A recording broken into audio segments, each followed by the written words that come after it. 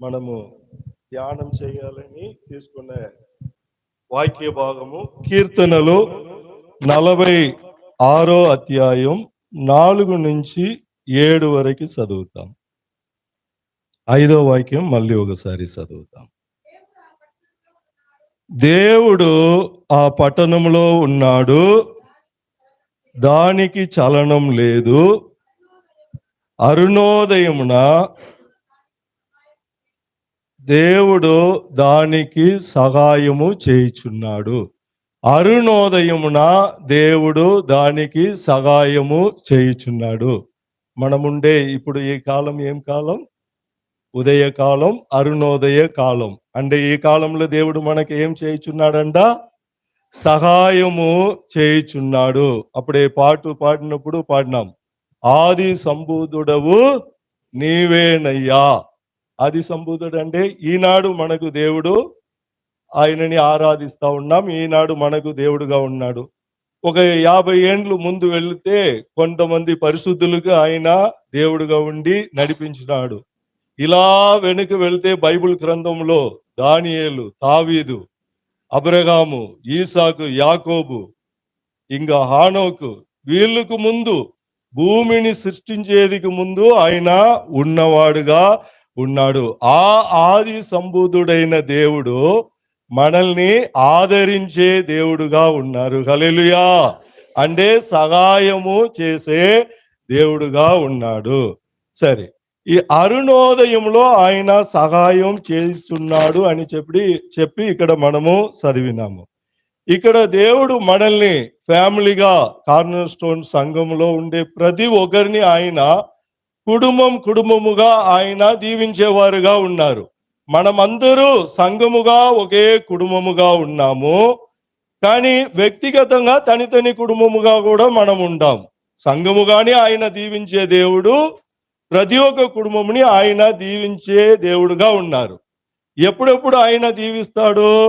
ఇంతకు ముందు ఆయన దీవించినాడు, ఇప్పుడు దీవిస్తూ ఉన్నాడు, ఇంకా రాబోయే కాలంలో కూడా దీవించేవారుగా ఉన్నారు. హల్లెలూయా. ఈ నెల మనకు దేవుడు వాగ్దానముగా ఇచ్చిన వాక్యం యేసయ్య 54:10. చాలా మందికి 53వ అధ్యాయం తెలుసు. యేసుక్రీస్తు యొక్క సిలువ, ఆయన యొక్క శ్రమ, మరణము, అన్ని కార్యము అక్కడ రాయబడి ఉంటుంది. కానీ 54వ అధ్యాయం చాలా మందికి తెలుసు, కానీ అంత ప్రాముఖ్యముగా చదవరు. చాలా ప్రాముఖ్యమైన అధ్యాయముగా అది ఉన్నాయి. సరే, దానిలో నా కృప నిన్ను వీడదు అని చెప్పి అక్కడ ఒక మాట నిన్నటి దినము వాగ్దానముగా అది ఏం చేసినాము? ధ్యానించి కొన్నాము. సరే, సహజంగా ఉదయ కాలంలో, అరుణోదయములో దేవుడు దానికి సహాయం చేయుచున్నాడు అని చెప్పి మనము ధ్యానం చేసినాం. దానికి అంటే దేనికి? అక్కడ చెప్పబడినది యెరూషలేం పట్టణము గురించి చెప్పబడి ఉంది. యెరూషలేం పట్టణం తరువాత దేవుని యొక్క నివాస స్థలము. అంటే బైబిల్లో చూసినప్పుడు మనము దేవుని యొక్క కుమారుడుగా, పిల్లలుగా ఉన్నాము, దేవుని యొక్క గొర్రెలుగా ఉన్నాము. బైబిల్లో చాలా చోట్లలో క్రీస్తులో మనం ఏమిగా ఉన్నామని చెప్పి కొన్ని కార్యము రాయబడింది. దానిలో ఒకటి, మనం ఒక్కొక్కరు యెరూషలేముగా ఉన్నాము, లేదా దేవుని యొక్క పట్టణముగా ఉన్నాము. హల్లెలూయా. దేవుని యొక్క నివాస స్థలం అంటే దేవుడు నివాసం ఎక్కడ చేస్తాడు? దేవాలయంలో దేవుడు నివాసము చేస్తాడు. దేవాలయం ఎవరు? మనమే. అంటే సహాయం ఎవరికి చేస్తారు? మనకే. దేవుడు పట్టణమైన మనకు, దేవుని యొక్క ఆలయమైన మనకు దేవుడు ఆయన సహాయం చేసేవారుగా ఉన్నారు. అది అరుణోదయంలో సహాయం చేసేవారుగా ఉన్నారు. సరే, ఇప్పుడు ఈ వాక్యం వదిలేసి ఉదయ కాలంలో మనకు, లేదా మన ఇంటికి, లేదా మన పట్టణానికి మామూలుగా ఏమేమి వస్తాయి చెప్పండి? ఉదయ కాలంలో పేపర్ వస్తుంది, పాలు వస్తుంది, కూరగాయలు వస్తాయి, వాటర్ వస్తుంది, ఇంకా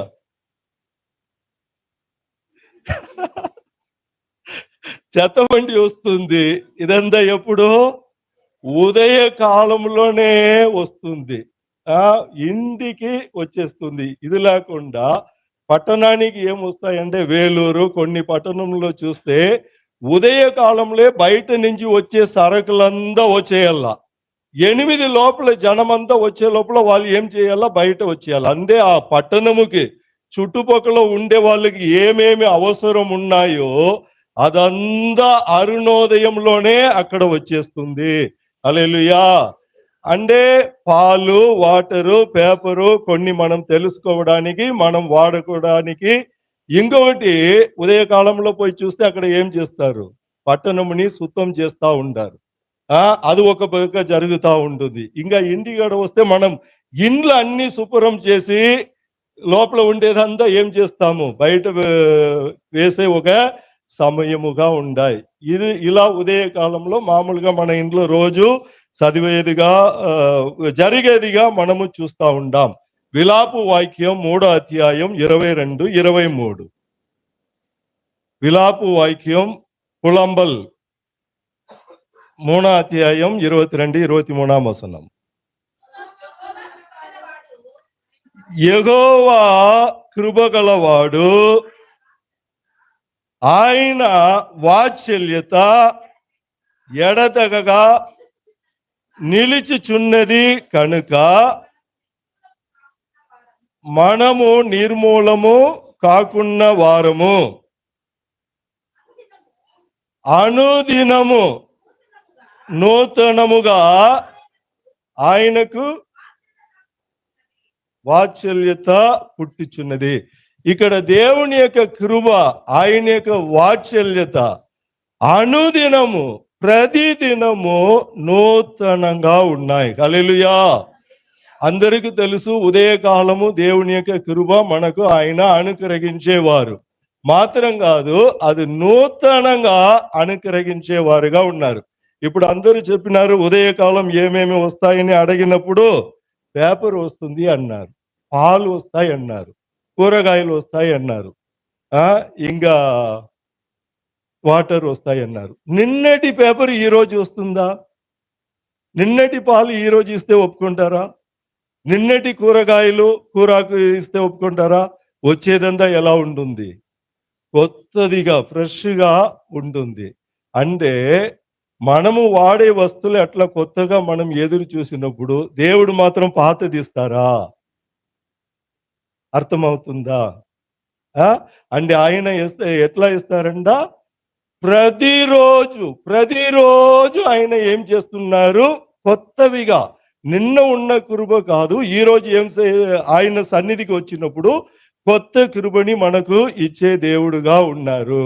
సరే, నిన్న కృప పొందుకున్నాము, అది చాలు అని చెప్పి అరుణోదయంలో ఆయన సన్నిధికి రావాలా? అలాగే ఉండిపోవాలా? అరుణోదయంలో ఆయన సన్నిధిలో వచ్చినప్పుడే ఆయన కృప ఎలా ఉంటుంది? కొత్తవిగా నూతనంగా ఉంటుంది. మన సంఘంలో నేను చాలాసారి పాస్టర్ చెప్పి విన్నాను, మళ్ళీ ఒకసారి మీకు గుర్తు చేస్తాను.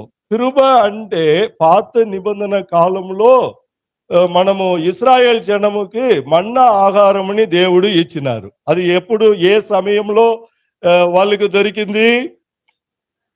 అరుణోదయంలో వాళ్ళు ఏం చేయాలి? వెళ్ళిపోవాలి. నిర్గమకాండం 16వ అధ్యాయంలో ఉంది.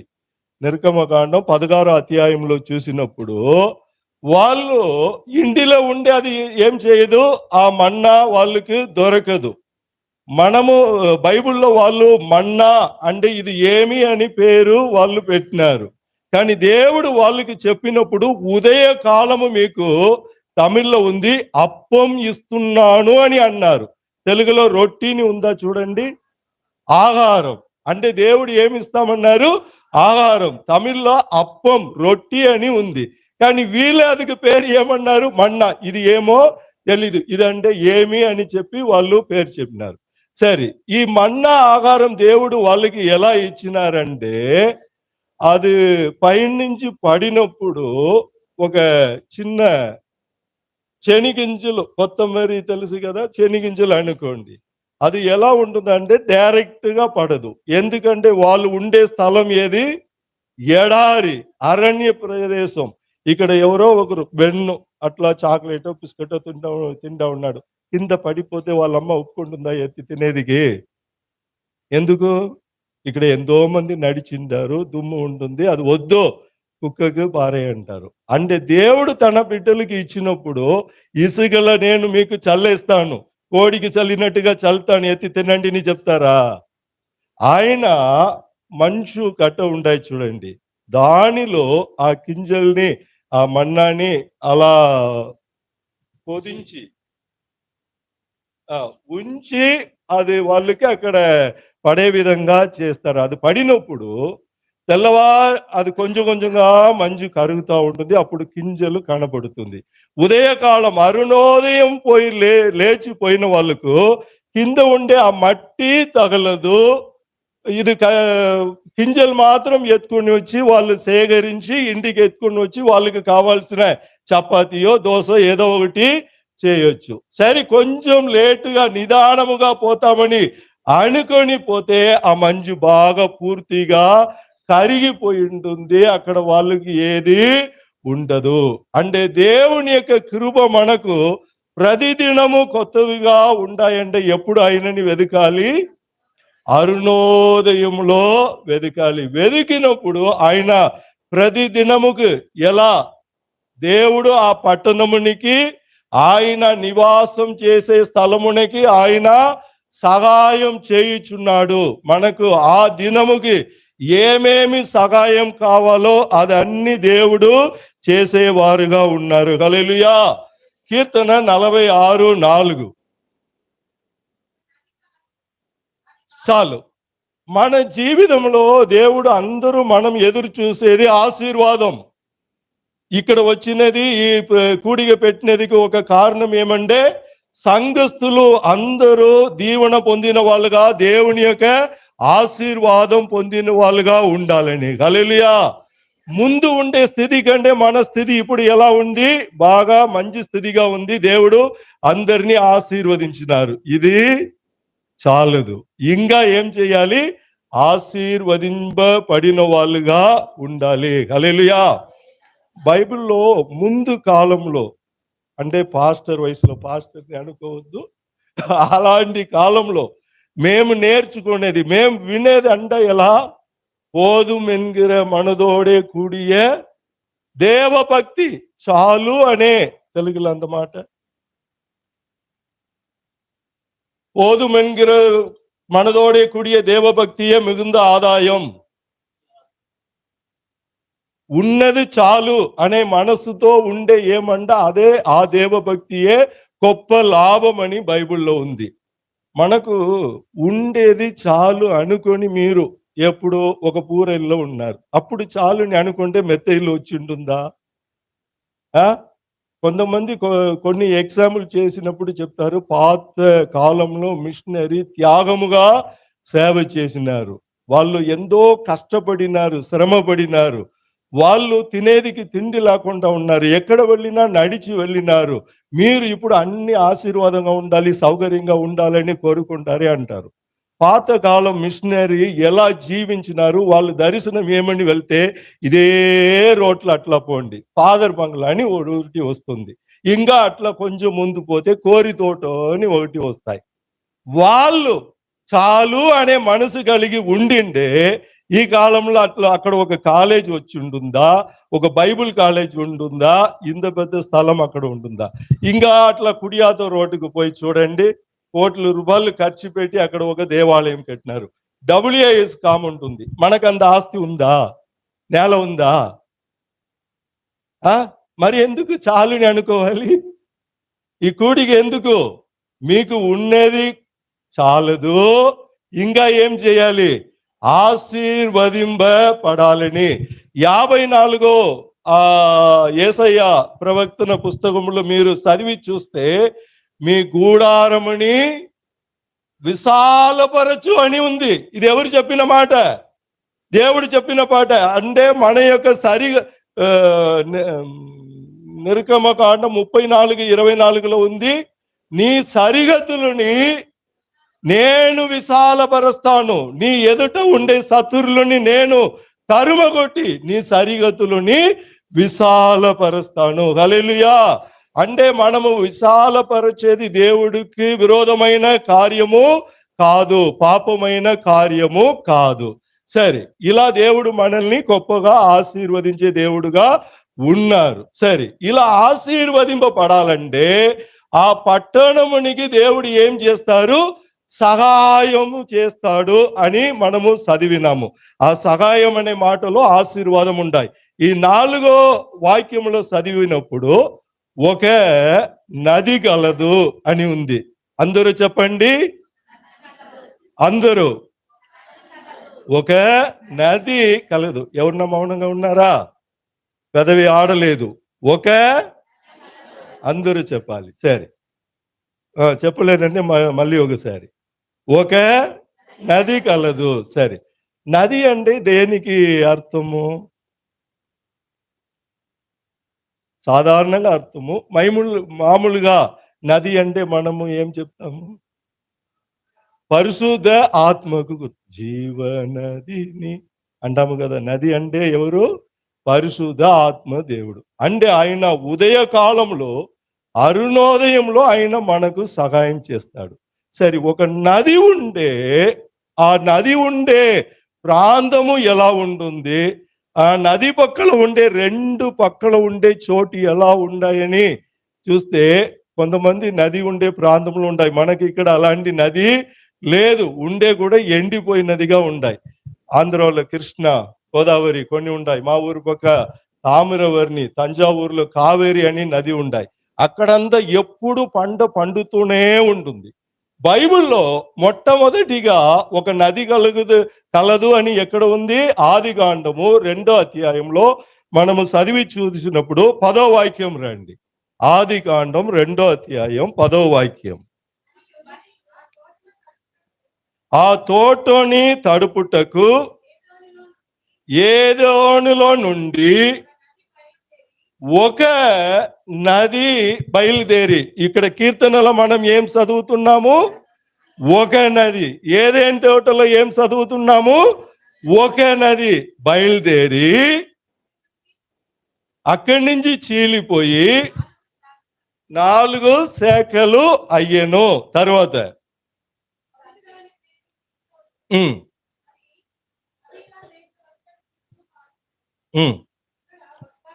ఇక్కడ ఒక నది పారే చోటులో, మామూలుగా నది పారే చోటులో ఏమేం పండుతుంది? వరి పండుతుంది. తర్వాత నీళ్ళుంటే ఏదైనా వ్యవసాయము చేయొచ్చు, నీళ్ళు లేదంటే కష్టము. ఇక్కడ ఒక నది ఉండాయంట, అక్కడ ఏముంది? బంగారు. అంటే పరిశుద్ధ ఆత్మ. నది అంటే ఎవరికి గుర్తు అన్నారు? పరిశుద్ధ ఆత్మకు గుర్తు. పరిశుద్ధ ఆత్మ దేవుడు ఉన్నప్పుడు ఏమొస్తాయి? ఆ వాక్యంలో బంగారు చెట్టేదా? వాళ్ళు తీర్మానం. నేను దీనికి పైన ఏది చెప్పలేదు. పరలోకంలో బంగారు ఉన్నాయి, భూమిలో దేవుడు బంగారము పెట్టినారు. అంటే పరిశుద్ధ ఆత్మ దేవుడు ఉన్నప్పుడు బంగారుని బట్టి దేశంలో చాలా డాలర్ వాల్యూ ఉందా నిర్ణయం చేసే వాళ్ళుగా ఉన్నారు. అంటే పరిశుద్ధ ఆత్మ దేవుడు ఆ విలువ కలిగిన బంగారుని మనకి ఏం చేస్తారు? ఇచ్చేవారుగా ఉంటారు. మనము కొన్ని ఆత్మీయ జీవితానికి అర్థం చేసుకొని వెళ్ళిపోతాం. బంగారు అంటే ఏం చెప్పబడింది బైబిల్ అంటే? విశ్వాసముకి నేను శోధింపబడిన తరువాత స్వర్ణము వలె,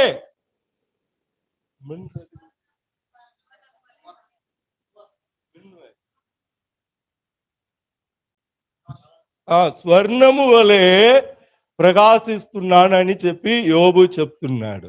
అంటే అది మనం ఆత్మీయ జీవితముకి, ఆత్మీయమైన అర్థముకు మనము వెళ్ళిపోతాం.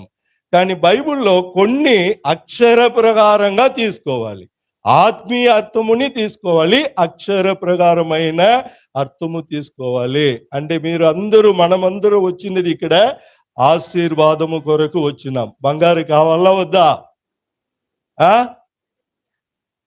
చాలా మందికి రాలేదు. ఎవరికి కావాలని చెప్పినారో వాళ్ళకి దేవుడు నిశ్చయంగా బంగారు ఇస్తారు. హల్లెలూయా. అది అరుణోదయంలో దేవుడు ఇచ్చే సహాయము.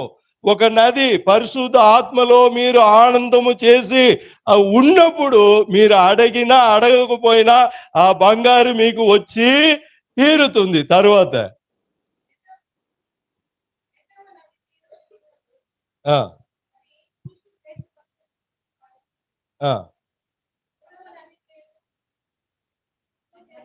కొన్ని రాళ్ళు ఉంటాయని చెప్పి ఉంటుంది చూడండి. ఆ దేశము బంగారు శ్రేష్టమైనది. కోలారు బంగారం ఎక్కడ తీసుకోరు. కొంతమంది ఇక్కడ చేస్తే ఇక్కడ కల్తీ బంగారం ఉంటుంది. కొన్ని చోటుకు పోతే శ్రేష్టమైన బంగారు ఉండని చెప్పి కొన్ని టౌన్కి వెళ్తారు. దేవుడు మనకి ఇచ్చినప్పుడు కల్తీగా ఉండేది ఇవ్వరు, విలువ తక్కువైనది ఇవ్వరు. పరిశుద్ధ ఆత్మ దేవుడి యొక్క అభిషేకం ఉన్నప్పుడు ఆయన మనకు విలువ కలిగినమైనది, శ్రేష్టమైనది ఇస్తారు. హల్లెలూయా. మీకు జీవితంలో ఏమేమి శ్రేష్టమైన కార్యము కావాలో, బంగారు అనేది మాత్రం కాదు, ఉండే చదువులో ఒక శ్రేష్టము, చేసే ఉద్యోగంలో ఒక శ్రేష్టము, వెళ్ళే ఒక స్థలములో శ్రేష్టము, చేసే వ్యాపారంలో ఒక శ్రేష్టము, ఏదైనా సరే ఆయన శ్రేష్టమైనది ఆయన ఇచ్చేవారుగా ఉన్నారు. హల్లెలూయా. తరువాత కొన్ని రాళ్ళు పేరు బైబిల్లో చదివి చూస్తే, ఇక్కడ ప్రకటన పుస్తకము అక్కడ కూడా ఒక నది ఉంది అని చెప్పి రాయబడింది. దేవుని యొక్క సింహాసనంలో నుంచి ఒక నది బయలుదేరి వచ్చింది. అక్కడ 12 రకమైన రాళ్ళు పేరు చెప్పబడింది. మీరు ఇక్కడ ఉండే ఏదైనా పెద్ద బంగారు షాపుకు వెళ్ళి చూడండి. బంగారు షాపుకు వెళితే ఏమేమి దొరుకుతుంది? వెండి, బంగారు, డైమండు, ప్లాటినం, ఈ 4. దీనికి ఇక్కడ పలమనేరులో 4 దొరుకుతుందో, ప్లాటినం వైరం దొరుకుతుందో తెలీదు. కొన్ని టౌన్కి పోతే దొరుకుతుంది. కానీ ఇక్కడ అంగిళ్ళ ఇప్పుడు పెట్టి వ్యాపారం చేసేది కంటే విలువ కలిగిన 12 విధమైన రాళ్ళు ఆ నది పారే స్థలంలో ఉంటుందంట. హల్లెలూయా. సరే, కీర్తనలు 1వ అధ్యాయం 3వ వాక్యం. అక్కడ ఒక నది ఉండింది, దానిలో 4 సేకలుగా చీలిపోయింది. తరువాత అక్కడి నుంచి ఏమొస్తాయి? ఒక నీటి కాల్వాయ్. కాల్వాయ్ అంటే ఒక చిన్నది. సరే, ఆకు వాడదు, తన కాలమందు ఫలమిస్తాడు, అతడు చేసేదంతా సఫలమవుతుంది. హల్లెలూయా. ఎవరు? నీటి కాల్వ ఓరన నాటబడిన వారు. అంటే బైబిల్ని దీవారాత్రము ధ్యానించిన వారు ధన్యుడు. అంటే బైబిల్ చదివినప్పుడు, ధ్యానం చేసినప్పుడు మనము నీటి కాల్వ ఓరముగా నాటబడిన వారుగా మనం చేసేదంతా సఫలమవుతుంది. హల్లెలూయా. బైబిల్లో మీరు ఆదికాండం నుంచి ప్రకటన వరకు మీరు చదివి చూడండి, నీళ్ళు సంబంధించినదిగా ఉన్నాయి. మనం బైబిల్ని యుద్ధము గురించి మీరు ఆలోచన చేసి అలా ధ్యానం చేస్తే మొదటి నుంచి యుద్ధము, అన్నదమ్ముడి యుద్ధం అక్కడ స్టార్ట్ అవుతుంది. ప్రకటన వస్తే కూడా యుద్ధం ఉంటుంది. ఇంకా ఈ దేని గురించి మీరు ధ్యానం చేస్తారో అది అలాగే లాస్ట్ వరకు ఉంటుంది. సరే, ఇక్కడ నీళ్లు అక్కడ ఉన్నాయి. ఎగేసికియల్ 47:8-9. సముద్రపు నీళ్లు మంచి నీళ్ళవును. సముద్ర నీళ్ళు ఎలా ఉంటుంది? ఉప్పుగా తాగేదికి కాకుండా ఉంటుంది. ఈ నది వెళ్ళిపోతే ఆ స్థలం ఎలా మారిపోతాయంట? మంచిదిగా మారిపోతుంది. దేవుని యొక్క బిడ్డలు ఎక్కడ వెళితే, మంచి లేని చోటులో వెళితే కూడా అది ఎలా మారిపోతుంది? మంచిదిగా మారిపోతుంది. ఒక స్థలము మీరు కొన్నారు, దానికి ముందు ఎలాగో ఉంటుంది, ఏమేమో చేసిండారు. మీరు అడుగు పెడితే ఆ స్థలం ఎలా మారిపోతుంది? మంచిగా మారిపోతుంది. మన స్థలం దానికి సాక్ష్యము. ముందు ఈ వీధులను నడిచేదికి కాదు అంటారు, కానీ ఒక నది వచ్చింది, ఈ స్థలం అంతా ఎలా మారిపోయింది? మంచిగా మారిపోయింది. హల్లెలూయా. ఎగేసిగేల్ మీరు అలా చదివి చూస్తే ఇంకా చాలా ఉన్నాయి. దానిలో ఆరోగ్యం కలదు అని ఉంది. అక్కడ నది వచ్చిన చోట్ల ఏముంటుందంట? ఆరోగ్యము. ఒక రోజా, 2 రోజా, నెలంతటిలో ఉంటుంది, సంవత్సరం అంతటిలో ఉంటుంది. అరుణోదయం ఎప్పుడెప్పుడు వస్తుంది సంవత్సరానికి? టీచర్కి ఎన్ని రోజు సంవత్సరంకి లీవు? టీచర్కి ఒక